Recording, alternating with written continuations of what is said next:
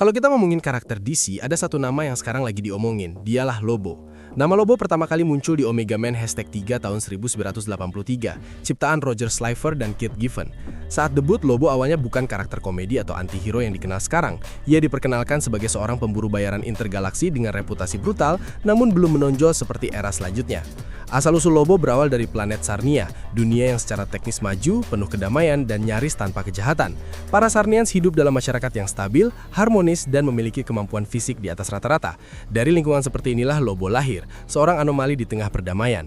Sejak kecil ia menunjukkan sifat berbeda, agresif, haus kekerasan, dan tanpa empati. Dunia yang terlalu damai seperti Sarnia malah membuatnya merasa asing.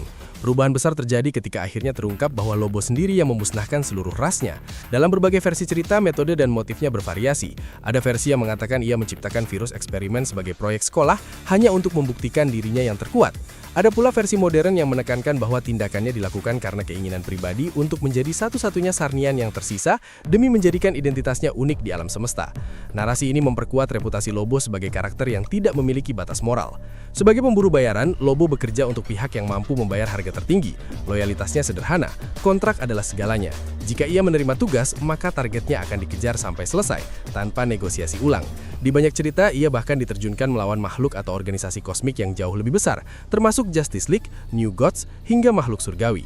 Keunggulan utamanya terletak pada kekuatan fisik super, daya tahan hampir tak terbatas, serta faktor regenerasi yang memungkinkan dia bangkit kembali meski tubuhnya hancur total. Lobo juga dikenal memiliki hubungan yang kompleks dengan para tokoh lain. Interaksinya dengan Superman adalah salah satu yang paling konsisten. Mereka bukan musuh abadi, tetapi lebih seperti dua kekuatan yang saling bertemu di situasi yang salah. Dalam beberapa kesempatan, Lobo pernah dipanggil untuk menghabisi Superman, namun di kesempatan lain ia justru bekerja sama ketika ancaman yang dihadapi terlalu besar. Selain itu, ada aspek spiritual dalam mitos Lobo yang jarang dibahas. Beberapa komik memperlihatkan bahwa surga dan neraka sama-sama menolak kehadirannya.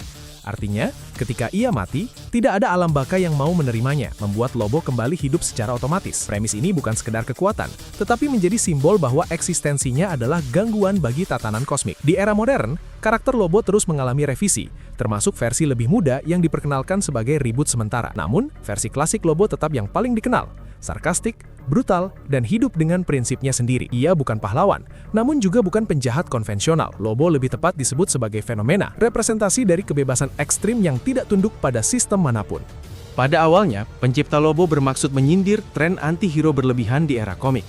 Namun ironi terjadi, karakter ini justru menjadi salah satu anti-hero paling populer dan ikonik.